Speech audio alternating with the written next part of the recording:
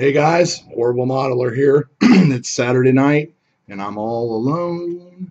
Anyway, we're going to work on a little bit of more of what we were talking about last night with the primer. Going to be taking care of those seams on the wing edges of the D7. So I'm going to put that primer down, show you, how it can be used to correct those final little bit of those seam lines that are going on, so you don't have to break out the Bondo or the Mr. Surfacer or something and masking tape and make a big mess and everything. So we'll be doing that. Go into a little bit of sanding with various sanding products and everything. Tell you where I get some of mine at. I mean, I could talk about hours for it and all the different kinds, but we'll come back to that later on in other shows and other builds. So let's get things going here and get to work on these wings. Okay, guys. So yesterday we were talking about the D7 I was working on and kind of going back to the whole thing about primer. I have this stem here. All the regular seams all look really good. Looks good there on the bottom, but if you look right here in the front, if I can get it to focus, you can see that seam line right there in the middle. It's kind of sunk in a little bit. So instead of using the surfacer and everything else like that, what I'm going to do real quick is just hit it with a shot of primer, put some heat to it, and then see what we got. Turn on the spray booth for a second.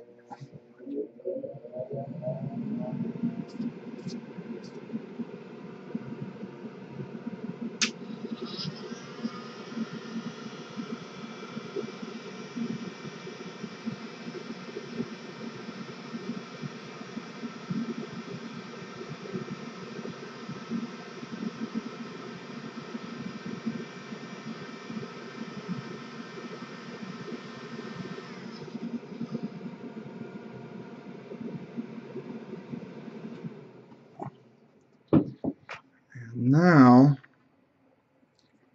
if you look, like glossy, but the primer has covered all that seam up except for a little spot down there where I need to hit it again.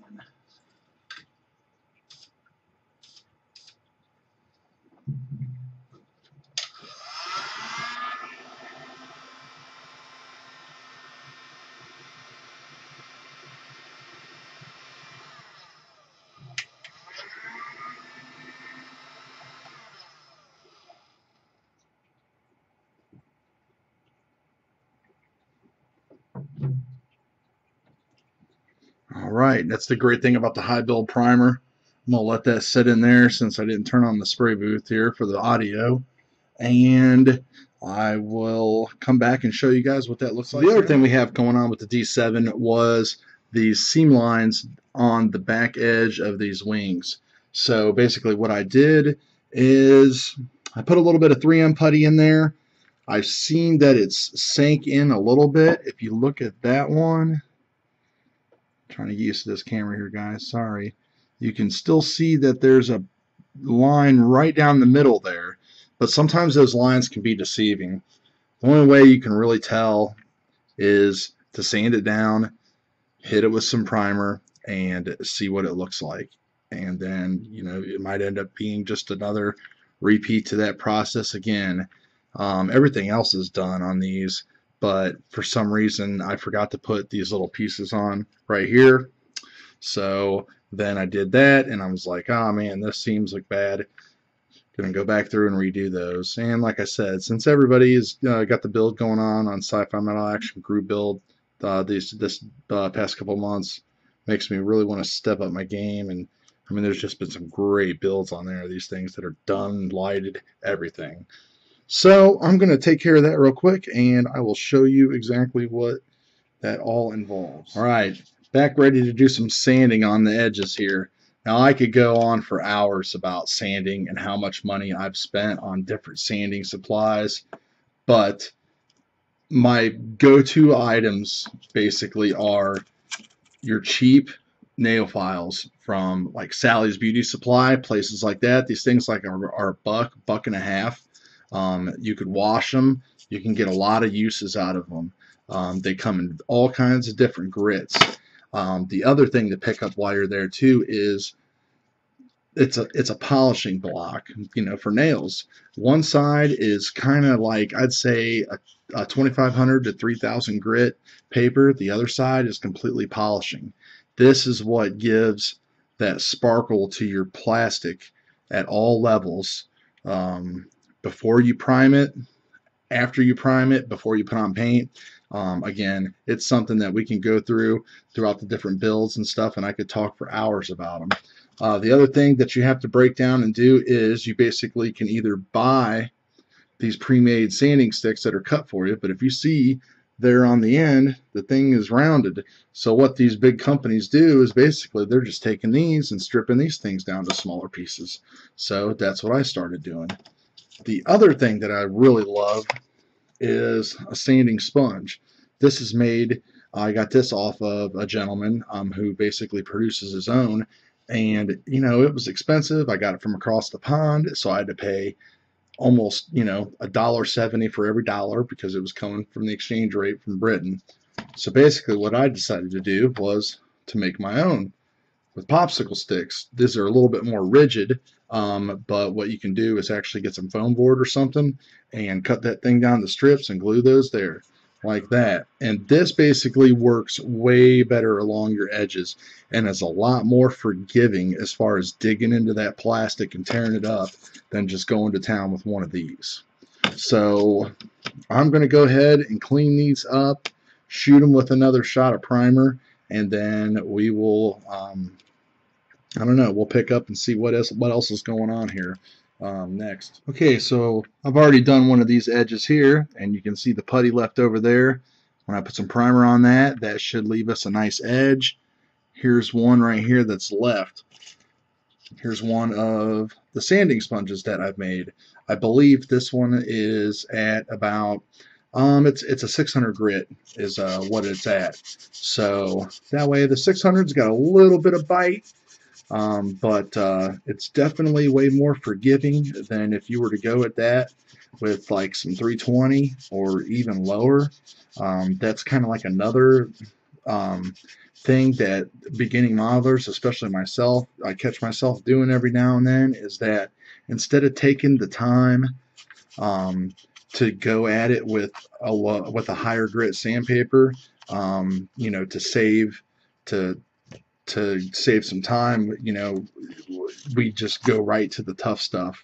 And that is when you leave yourself open for problems. That's when you tear into that plastic, you make that gap even worse, and that's when your models start to look horrible, kind of like a few of mine.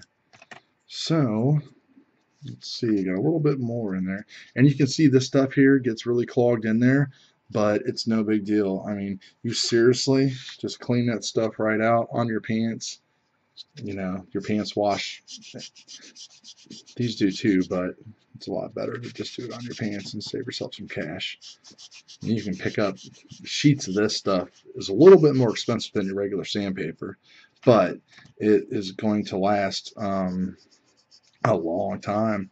I mean, I've been using this same sponge back and forth now on at least the past 4 or 5 projects I've been on.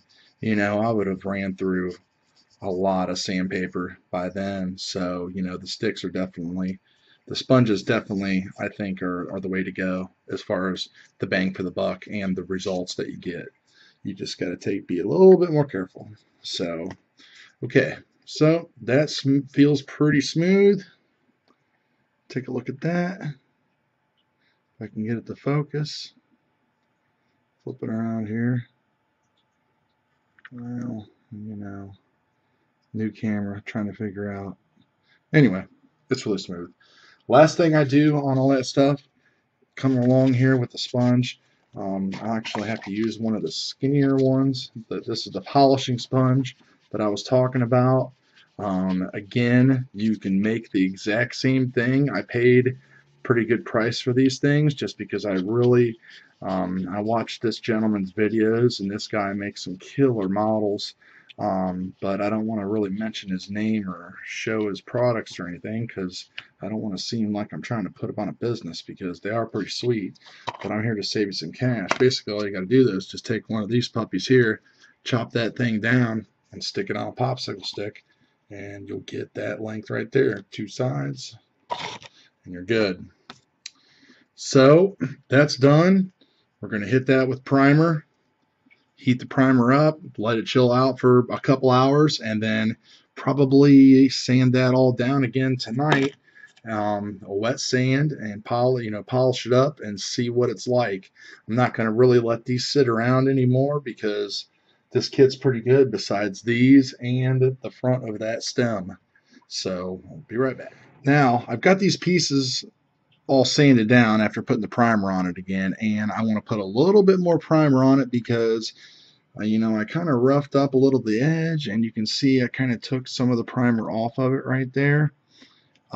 So a good thing to do, you got to get rid of this dust. The best thing to do, obviously, if you have the time, is to put them in the bathtub, the old kitchen sink, dunk them a little bit, get all that stuff off there, put some